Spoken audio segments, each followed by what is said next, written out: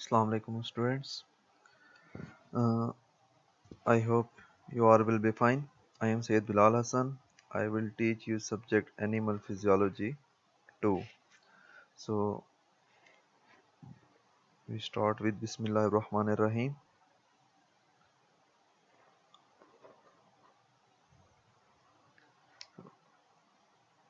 I will teach you Animal Physiology 2. Today is our first lecture. I will teach this subject to MSc Zoology 2nd and BS Zoology 6 students. Today is our first lecture on Thursday 9th April 2020. So, the very first thing when you start a subject, we will have to know that what we will study in this course. क्या क्या हमने पढ़ना है इस course में. तो mostly जब मैं क्लास में होता हूँ तो मैं स्टूडेंट से पूछता हूँ कि उन्होंने एनिमल फिजियोलॉजी 1 में क्या क्या पढ़ा. हमारे पास दो कोर्सेज हैं फिजियोलॉजी के. जोलॉजी में animal physiology 1 and animal physiology 2. तो मोस्ट वहाँ क्लास में मैं स्टूडेंट से पूछता हूँ कि हमारे पास उन्होंने जो जो चीज़ पढ़ी है एनिमल फिजियोलॉजी 1 में, तो जो जो चीज़ रह गई होती है वो मैं मोस्टली एनिमल फिजियोलॉजी 2 में वो पढ़ाता हूँ और उनको कवर करने की कोशिश करता हूँ. लेकिन चूंकि यहाँ पे मुझे नहीं पता कि आप लोगों ने क्या क्या चीज़ एनिमल फिजियोलॉजी 1 में पढ़ी है. मोस्टली एनिमल फिजियोलॉजी 1 में टीचर्स जो हैं वो डाइजेस्टिव सिस्टम पढ़ाते हैं, उसकी फिजियोलॉजी, सर्कुलेटरी सिस्टम की फिजियोलॉजी पढ़ा लेते हैं, रेस्पिरेटरी सिस्टम की फिजियोलॉजी पढ़ाते हैं और एक्सक्रीटरी सिस्टम की फिजियोलॉजी पढ़ाते हैं. तो मोस्टली मैंने एक्सपीरियंस है कि ये चार सिस्टम्स की फिजियोलॉजी कवर हो जाती है in animal physiology 1. So animal physiology 2 में फिर मैं इस इधर से स्टार्ट करता हूँ. सो in this course animal physiology 2 we will study about very first thing is the coordination or chemical coordination. ठीक है कि how coordination is controlled in a body by different chemicals.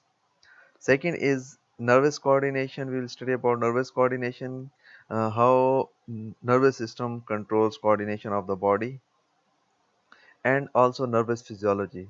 Nervous physiology में हमारे पास आ जाता है कि हम ब्रेन की फंक्शनिंग पढ़ते हैं, स्पाइनल कॉर्ड की फंक्शनिंग पढ़ते हैं, लाइक हमारे पास कंडक्शन ऑफ इम्पल्स किस तरह होती है from one neuron to another neuron. ठीक है, हम न्यूरोट्रांसमीटर्स पढ़ते हैं, इसमें हम साइनेप्सिस के बारे में पढ़ते हैं, इसमें हम न्यूरॉन के बारे में और उसकी फंक्शंस पढ़ते हैं. ठीक है, तो ये सारा हमारे पास नर्वस फिजियोलॉजी में आता है. और नर्वस कोऑर्डिनेशन में हम स्टडी करते हैं कि how nervous system controls the coordinated movements या coordination system of the body. Third चीज़ जो मैं पढ़ाता हूँ वो रिसेप्टर्स ऑफ द बॉडी है. ठीक है, मोस्टली हमारे पास जो रिसेप्टर्स हैं वो नहीं पढ़ाए जाते हैं. जो अगर हम जितना भी अपना एंटायर एकेडमिक कैरियर आप देखें तो 9th-10th में आपको सिर्फ हम लोगों को शायद 10th में सिर्फ ईयर और आई के बारे में पढ़ाया जाता है. इसी तरह सेकेंड ईयर में भी सिर्फ आई है और ईयर है. तो मोस्टली रिसेप्टर्स ऑफ बॉडी के बारे में मास्टर्स तक आके स्टूडेंट्स को पता नहीं होता, तो इसलिए मैं कोशिश करता हूँ कि रिसेप्टर्स ऑफ बॉडी पे भी थोड़ा बहुत उनको इसके बारे में भी इंफॉर्मेशन दे दूँ. तो हमारे पास डिफरेंट रिसेप्टर्स हैं बॉडी के. हमारे पास we have visual receptors which we called eyes, we have auditory receptors which we called ears, olfactory receptors or nose, uh, we have taste receptors on our tongue. uh, uh, Beside all these receptors we also have thermoreceptors in our skin. We have baroreceptors, thermoreceptors uh, um, measure temperature. Baroreceptors will get information about the pressure on the body.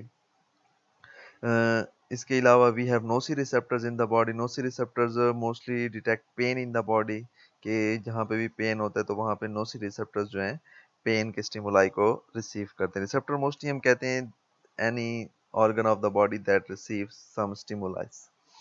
ठीक है, तो ये different receptors of body का भी अगर हम लोग study करने की कोशिश करेंगे.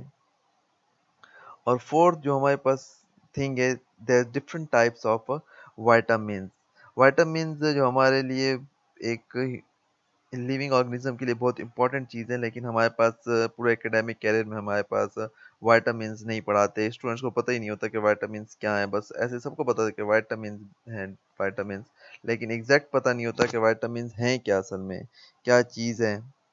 ठीक है, तो इसमें हम वाइटामिन के बारे में स्टडी करेंगे.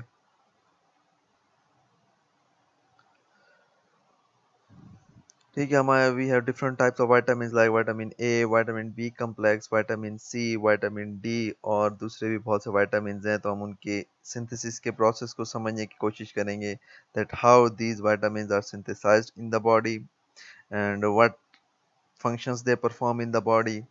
और इसके अलावा जो है हमारे पास अ, अगर उन विटामिन्स की कमी हो जाए तो कौन सी डिजीज कंडीशन प्रोड्यूस हो जाती है। तो ये सारे विटामिन्स के बारे में हम स्टडी करने की कोशिश करेंगे। तो ये तो हमारे पास इस कोर्स में हम जो जो चीज स्टडी करेंगे। The second important thing when you start any subject, you must know that why do we study physiology. You are studying physiology, तो आपको पता होना चाहिए कि हम फिजियोलॉजी क्यों पढ़ते हैं। As you know that human beings are the most selfish creature on earth. हम लोग कोई काम ऐसा नहीं करते जिसमें हमें कोई फ़ायदा ना हो। हम लाज़मी अगर हमें कोई फ़ायदा है तभी हम कोई काम करते हैं, अदरवाइज़ नहीं करते। ठीक है? तो फिजियोलॉजी हम क्यों पढ़ते हैं? लाइक ज़ाहिर-सी बात है कि लाज़मी हमने जो इसको सब्जेक्ट्स में शामिल किया और लोग जो पढ़ रहे हैं, पूरी दुनिया में इस पे काम हो रहा है, तो ज़ाहिर-सी बात है इसका कोई ना कोई फ़ायदा होगा। तो हम फिजियोलॉजी क्यों स्टडी करते हैं, इससे ह्यूमन को क्या फ़ायदे हैं, तो वो देखते हैं। तो the first point is to understand proper functioning of the body. कि फिजियोलॉजी हम क्या कहते हैं कि branch of biology which deals with the study of functions of different organs और टिश्यूज और सेल्स ऑफ द बॉडी। तो इसमें हम कोशिश करते हैं कि हम क्या करें कि जो बॉडी के प्रॉपर डिफरेंट ऑर्गन्स हैं या टिश्यूज हैं उसके प्रॉपर फंक्शंस को स्टडी करने की कोशिश करते हैं। ठीक है, लाइक आपके पास सर्कुलेटरी सिस्टम किस तरह पर फंक्शन परफॉर्म करता है, रेस्पिरेटरी सिस्टम का फंक्शन कैसे है, एक्सक्रीटरी सिस्टम का फंक्शन कैसे है, रिप्रोडक्टिव सिस्टम का फंक्शन कैसे है। तो हम इसमें सारे डिफरेंट ऑर्गन्स के और डिफरेंट टिश्यूज के और डिफरेंट सिस्टम्स के फंक्शंस के बारे में स्टडी करते हैं।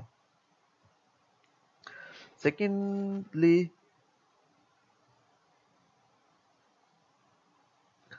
सेकेंडली जो चीज़ है वो to understand how can we improve functioning of different organs. To understand how can we improve functioning of different organs.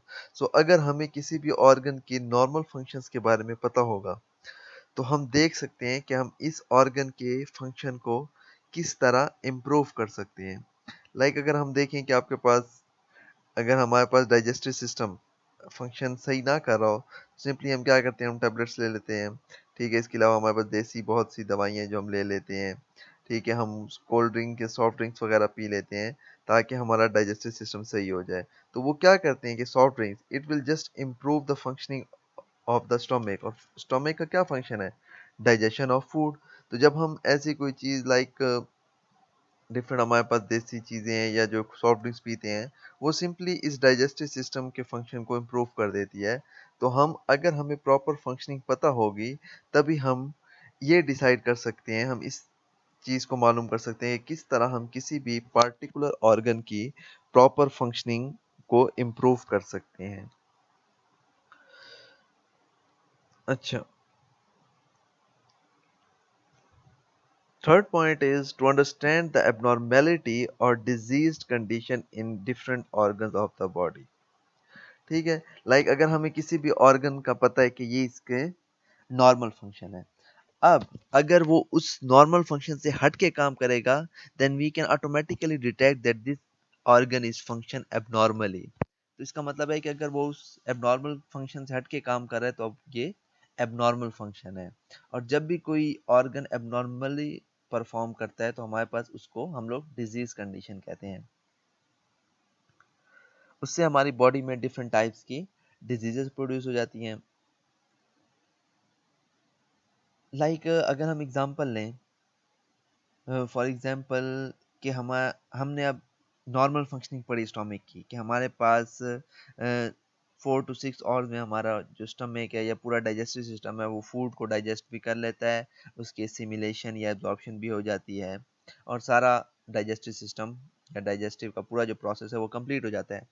लेकिन अगर आप देखें, अगर आप फील करें कि आपने खाना खाया और उसके 6 घंटे 7 घंटे बाद भी आपको भूख नहीं लग रही और कुछ खाने का दिल नहीं है, इट मीन्स कि आपका स्टमक अभी भी फुल है, और अभी भी फुल है स्टमक, इसका मतलब ये है कि that stomach is not functioning properly. वो जो उसका डाइजेशन करने का फंक्शन है वो सही तरह से परफॉर्म नहीं कर रहा, वो एबनॉर्मली परफॉर्म कर रहा है, इसीलिए वो अभी तक फूड डाइजेस्ट नहीं हुई, and this is known as disease condition, और इसको फिर हम डिजीज कंडीशन कहेंगे।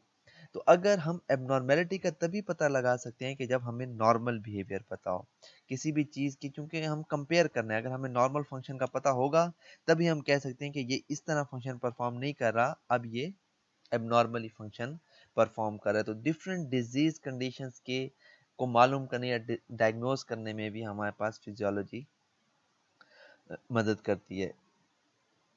The last one is to understand how we can cure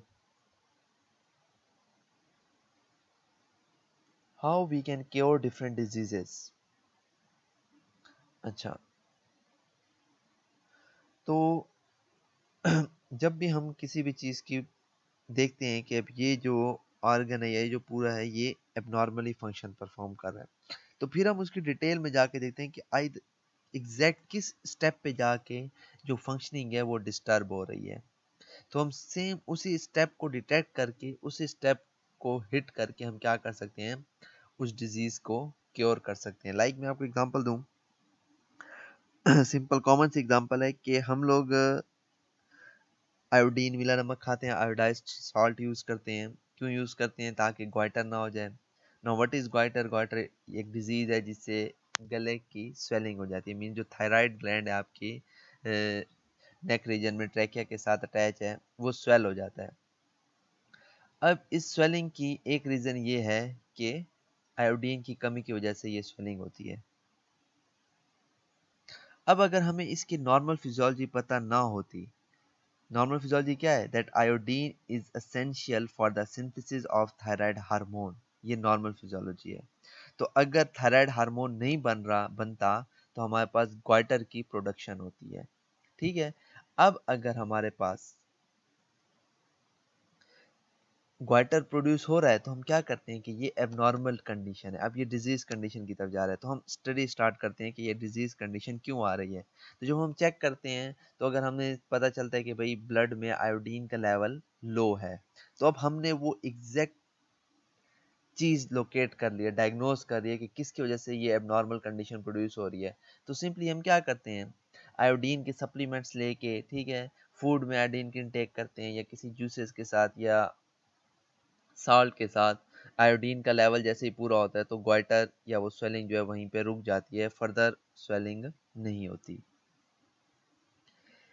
थोड़ी सी इसमें एक कम्प्लेक्स एग्जांपल अगर आपको दूं, लाइक हम किसी भी अगर प्रोटीन लेवल पे या सेलुलर लेवल पे देखें कोई भी डिजीज कंडीशन, तो कोई भी प्रोटीन अगर उसके लेवल अपने नॉर्मल लेवल से कम हो जाए तो ये भी एक एबनॉर्मल कंडीशन है। लाइक अगर आप इंसुलिन की एग्जांपल लें, एक प्रोटीन है, ठीक है, अब इंसुलिन का अगर लेवल कम हो जाए, इंसुलिन हमारे पास हार्मोन है, अपने एग्जैक्ट लेवल से, तो क्या होता है, डायबिटिक कंडीशन प्रोड्यूस हो जाती है।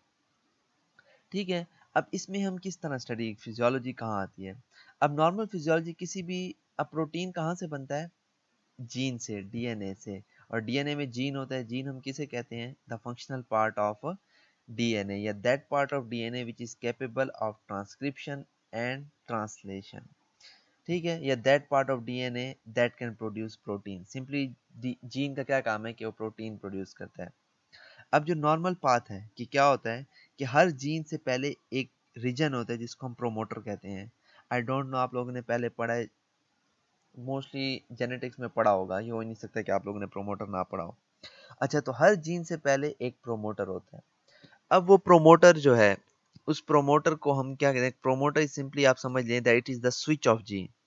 प्रोमोटर की वजह से जीन स्विच ऑन भी होता है, मींस प्रोटीन प्रोडक्शन स्टार्ट करता है, ट्रांसक्रिप्शन स्टार्ट होती है उसकी, और उसी प्रोमोटर की वजह से ही उसकी एक्सप्रेशन जो है या उसकी जो ट्रांसक्रिप्शन है वो स्विच ऑफ होती है। अब स्विच ऑन और स्विच ऑफ किस तरह होती है कि लाइक हमारे पास हर जीन के प्रोमोटर के एक्टिवेटर्स होते हैं। तो अगर किसी भी जीन के प्रोमोटर पे एक्टिवेटर जाके अटैच होगा तो ट्रांसक्रिप्शन का प्रोसेस स्टार्ट हो जाएगा, जीन एक्सप्रेस करेगा, प्रोटीन प्रोडक्शन स्टार्ट होगी। अगर इनहिबिटर आके प्रोमोटर पे अटैच होगा तो ट्रांसक्रिप्शन का प्रोसेस इनहिबिट हो जाएगा। अब ये नॉर्मल फिजियोलॉजी है किसी भी प्रोटीन के सिंथेसिस की, या जीन किस तरह फंक्शन करते हैं। अब फॉर एग्जांपल हमें एक एबनॉर्मेलिटी मिली है कि हमारी बॉडी में इस प्रोटीन के लेवल्स क्या हैं, लो हैं, ठीक है। अब डायरेक्ट हम ये अंदाज़ा नहीं करते कि भाई ये प्रोटीन डिफेक्टेड हो गया है या कोई और, हम पहले देखते हैं कि इसके लेवल्स कम क्यों आ रहे हैं, ठीक है। तो हम अगर स्टडी करते हैं तो क्या होता है कि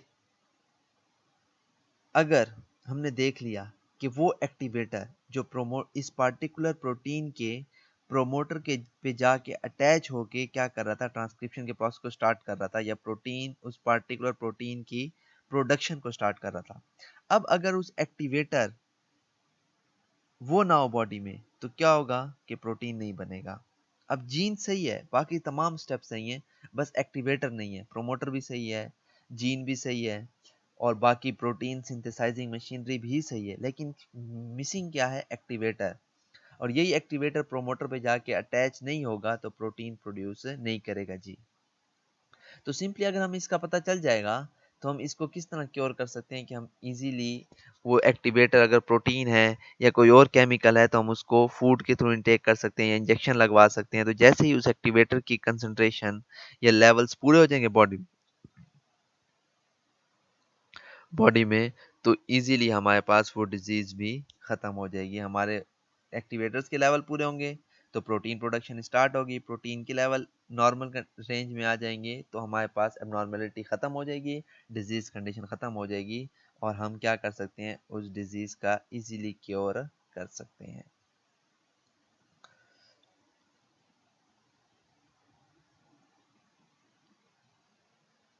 मूविंग टू नेक्स्ट स्लाइड।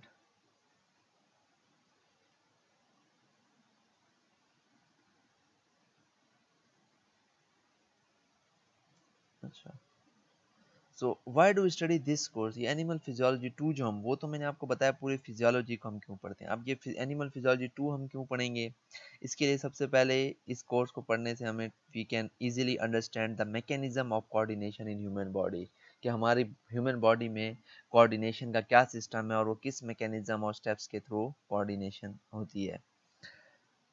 फिर हम we can easily understand the endocrine system of body and chemical regulation of different functions of body। ठीक है, हमारे पास हमने केमिकल कोऑर्डिनेशन पहली पहली स्लाइड में मैंने आपको बताया हम स्टडी करेंगे।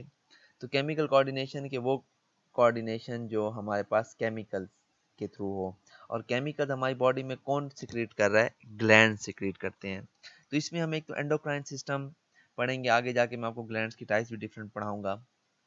तो हमारे पास एंडोक्राइन सिस्टम, हमारे पास डिफरेंट किस्म के एंडोक्राइन ग्लैंड्स हैं बॉडी में, ठीक है। और लाइक हमारे पास पेनक्रियाज है, आप लोगों ने 10th में भी पढ़े होंगे, एफएससी में भी पढ़े हैं, ठीक है। हमारे पास पूरा एंडोक्राइन सिस्टम जो है उसमें पिट्यूटरी ग्लैंड है हमारे पास हाइपोथैलेमस है, हमारे पास थायराइड ग्लैंड है, पैराथायराइड ग्लैंड है। तो इसको हम ये सारे ग्लैंड्स डिटेल में पढ़ेंगे, ठीक है। इनके हार्मोन्स को स्टडी करेंगे, वो हार्मोन्स क्या क्या नॉर्मल फंक्शंस परफॉर्म करते हैं, अगर उन हार्मोन्स के लेवल कम या ज़्यादा हो जाएं तो क्या क्या एबनॉर्मल कंडीशंस या डिजीज कंडीशंस बॉडी में प्रोड्यूस होती हैं। तो ये सारा हम इस एनिमल फिजियोलॉजी 2 में कवर करेंगे।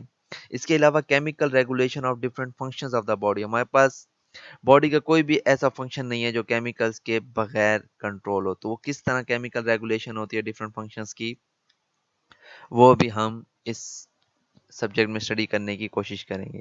To understand nervous physiology of human body, हम नर्वस फिजियोलॉजी स्टडी करेंगे, दैट ब्रेन किस तरह काम करता है, न्यूरॉन्स, स्पाइनल कॉर्ड का स्ट्रक्चर और फंक्शन किस तरह है, ठीक है। इसके साथ साथ हम nerve cord nervous cord sorry वो नर्व इंडक्शन को पढ़ लेंगे, नर्व इम्पल्स कंडक्शन जो है। तो ये सारा मैं पहले आपको बता चुका हूँ। फिर जो है to understand how different receptors of body receive stimuli, हमारे पास डिफरेंट रिसेप्टर्स पढ़ेंगे, किस तरह वो स्टिमुलाई को रिसीव करते हैं, अगर उनमें कौन कौन से, हम उनके थोड़े बहुत उनकी फंक्शनिंग पढ़ लेंगे, उनका स्ट्रक्चर पढ़ लेंगे, और जो उनके एक एक दो दो डिसऑर्डर्स भी या उनमें जो डिजीज प्रोड्यूस होती हैं वो भी हम स्टडी कर लेंगे।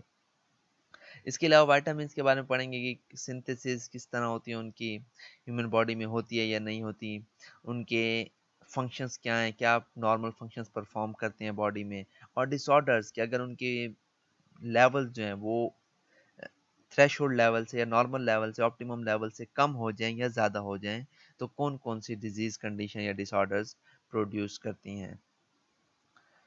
ठीक है, तो ये तो सब चीज़ें हम ये कोर्स क्यों पढ़े हैं, ये तमाम चीज़ें समझने के लिए ये कोर्स हम स्टडी करेंगे।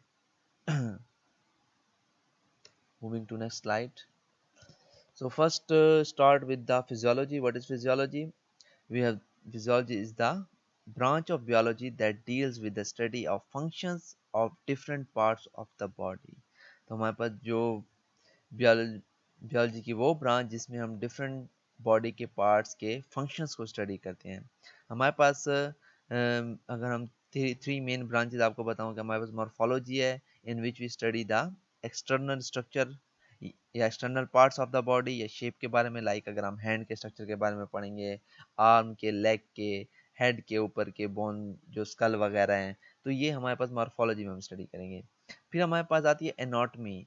ठीक है, the branch of biology in which we study the internal organs of the body. तो उसमें हम सिंपली क्या कर लेते हैं, हम लोग हार्ट को स्टडी, जितने भी इंटरनल ऑर्गन है, हार्ट, किडनीज, और हमारे पास सर्कुलेटरी सिस्टम के जितने हैं, डाइजेस्टिव सिस्टम के जितने भी ऑर्गन्स हैं, तो उन सब को हम एनाटॉमी में उनका स्ट्रक्चर स्टडी करते हैं। और फिर हमारे पास फिजियोलॉजी है कि हमारे पास इन जो डिफरेंट ऑर्गन्स के हैं उसमें हमने स्ट्रक्चर पढ़ते हैं, उनके फंक्शंस हम किस में स्टडी करते हैं, फिजियोलॉजी में स्टडी करते हैं। तो हमारे पास कुछ लेवल्स हैं फिजियोलॉजी की स्टडी के। सबसे पहला हमारे पास मॉलिक्यूलर फिजियोलॉजी। ठीक है, मॉलिक्यूलर लेवल ऑफ फिजियोलॉजी में हम क्या कहते हैं कि लाइक जिस तरह मैंने आपको बताया कि जब प्रोटीन प्रोडक्शन होती है तो क्या होता है, एक्टिवेटर आता है, वो प्रोमोटर के साथ अटैच होता है। प्रोमोटर क्या है, स्विच है जीन का, तो जैसे ही प्रोमोटर के साथ एक्टिवेटर अटैच होता है, जीन की ट्रांसक्रिप्शन स्टार्ट होती है। जीन की ट्रांसक्रिप्शन से मैसेंजर आरएनए बनता है, मैसेंजर आरएनए राइबोसोम्स पे जाता है, राइबोसोम्स में उससे प्रोटीन्स बनते हैं। फिर आगे जाके प्रोटीन के हमारे पास उसका प्राइमरी स्ट्रक्चर है, सेकेंडरी स्ट्रक्चर है, टर्शियरी स्ट्रक्चर है, क्वार्टरनरी स्ट्रक्चर है, वो बनता है। तो ये क्या है, ये मॉलिक्यूलर लेवल की फिजियोलॉजी है। ठीक है, कि हम ये प्रोटीन मॉलिक्यूल्स हैं, इसी तरह एक्टिवेटर भी वो भी प्रोटीन होते हैं मोस्टली, या कोई मेटल आयंस होते हैं। ठीक है, तो ये हमारे पास मॉलिक्यूलर लेवल की फिजियोलॉजी होती है। उसके बाद हम सेलुलर फिजियोलॉजी, सेलुलर फिजियोलॉजी के हर सेल क्या क्या फंक्शन कर रहा है, लाइक हमारे पास तमाम सेल्स बॉडी के एक फंक्शन परफॉर्म नहीं करते। हमारे पास डाइजेस्टिव सिस्टम के जो सेल्स हैं वो अलग फंक्शन परफॉर्म कर रहे हैं। अगर हम डाइजेस्टिव सिस्टम के अंदर देख लें तो हमारे पास जो स्टोमिक के सेल्स हैं वो और फंक्शन परफॉर्म कर रहे हैं, हमारे पास इंटेस्टाइन के सेल्स और फंक्शन परफॉर्म कर रहे हैं। इसी तरह अगर हम देखें, अगर नर्व सेल को देखें उसके सेपरेट फंक्शंस हैं। अगर हम हार्ट के सेल्स को देखें या मसल सेल्स को देखें तो उन वो अलग फंक्शंस परफॉर्म करते हैं। तो ये हमारे पास सेलुलर लेवल ऑफ फिजियोलॉजी होता है। इसके बाद हमारे पास आता है हिस्टोफिजियोलॉजी। हिस्टोफिजियोलॉजी में हम क्या कहते हैं, टिश्यूज की स्टडी करते हैं। टिश्यू हिस्टो कहते हैं टिश्यू को, और टिश्यू हम किसे कहते हैं, group of cell which perform common function, तो उसको हम क्या कहते हैं, टिश्यू कहते हैं। और उसके बाद हमारे पास आता है ऑर्गन फिजियोलॉजी कि हम पूरे एक एंटायर ऑर्गन में उसकी हम फिजियोलॉजी को पढ़ते हैं। लाइक अगर हमारे पास हार्ट है तो हमने पहले उसके हार्ट के अंदर के मॉलिक्यूलर फिजियोलॉजी को पढ़ी, फिर उसके एक इंडिविजुअल सेल्स की फिजियोलॉजी को पढ़ी, फिर उसमें हमने हिस्टोफिजियोलॉजी, लाइक उसमें कौन कौन से टिश्यूज होंगे, हमारे पास हार्ट में मसल टिश्यू होंगे, नर्वस टिश्यू होगा। ठीक है, तो इसी के अलावा हमारे पास जो ब्लड होता है, ब्लड हार्ट में कनेक्टिव टिश्यू ब्लड है हमारे पास, वो होता है। उसके बाद हम ऑर्गन की फिजियोलॉजी में जाते हैं कि हार्ट किस तरह फंक्शन परफॉर्म करता है, किस तरह पंप करता है।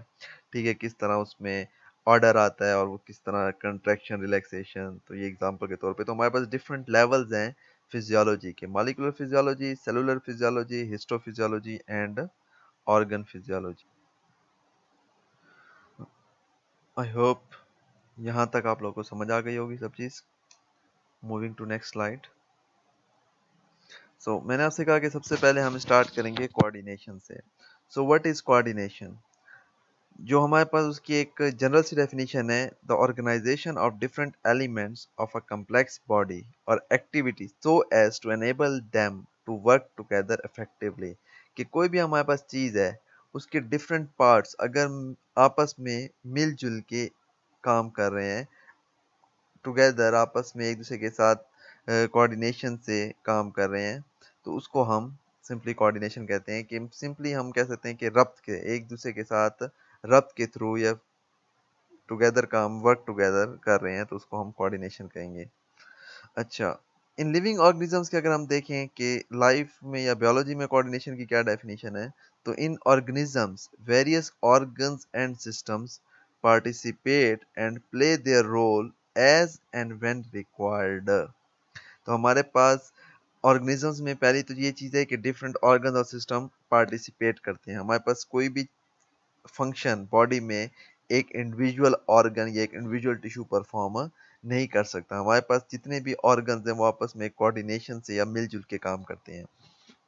अच्छा, पहले तो वो पार्टिसिपेट करते हैं एंड प्ले देयर रोल, और अपना अपना किरदार अदा करते हैं। सारे का सारा काम एक ऑर्गन नहीं करेगा, हर ऑर्गन जो है वो थोड़ा थोड़ा अपना फंक्शन परफॉर्म करेगा। आगे क्या है, एज अपना फंक्शन परफॉर्म करेंगे एंड व्हेन रिक्वायर्ड, जब जरूरत होगी। ठीक है, हमारे पास कुछ ऑर्गन्स ऐसे हैं बॉडी के जो 24 आवर्स काम करते हैं। लाइक आपके पास लंग्स हैं, ठीक है, जो रेस्पिरेटरी सिस्टम है, आपके पास हार्ट है, ब्रेन है।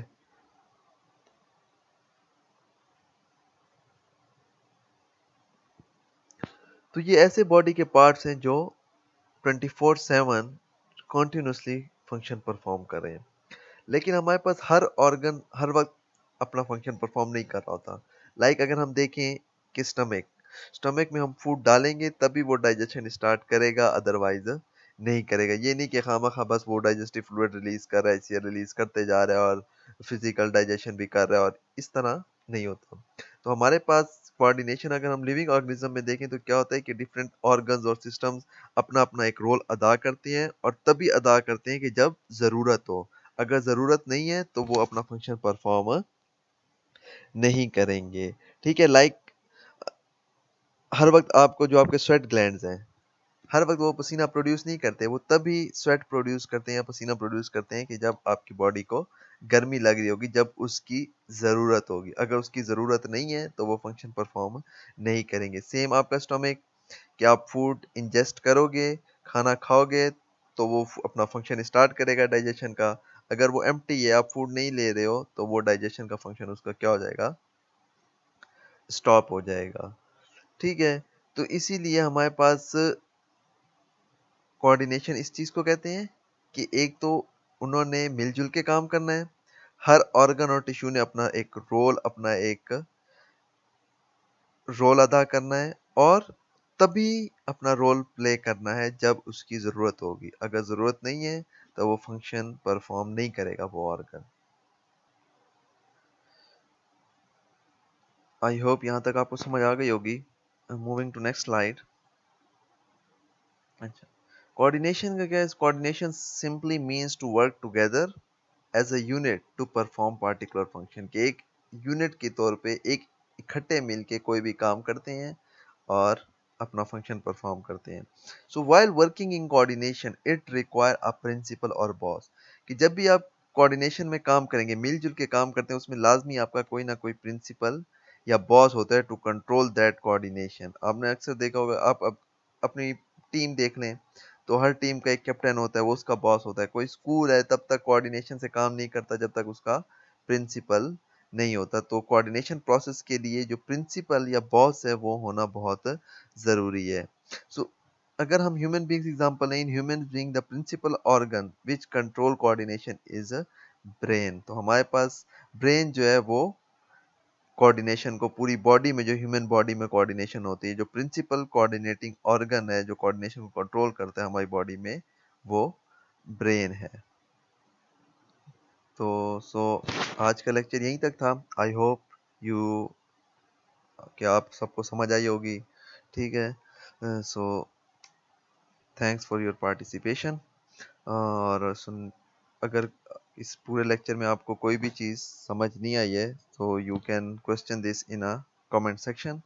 अगर आंसर छोटा होगा तो मैं वहीं कमेंट में दे दूंगा, अदरवाइज मैं एक ऐसे रिकॉर्डिंग करके आप लोग को आंसर्स अपलोड कर दे करूँगा। लेकिन आंसर किसी भी चीज़ की समझ नहीं आई तो आपको कमेंट सेक्शन में क्वेश्चन लिखना है, क्योंकि जब तक आप लोग क्वेश्चंस नहीं करेंगे तब तक आपको चीज़ें क्लियर नहीं होंगी, बिकॉज ये ऑनलाइन क्लासेस शुरू हुई हैं, इसी क्लासेस की बेस पे आपके एग्जाम्स होंगे। ठीक है, तो इसमें आप लोगों ने सही तरह से पार्टिसिपेट करना है। और दूसरा, घर में रहिए, सेफ रहिए और अपना और फैमिली वालों का ख्याल रखें। खुदा हाफिज।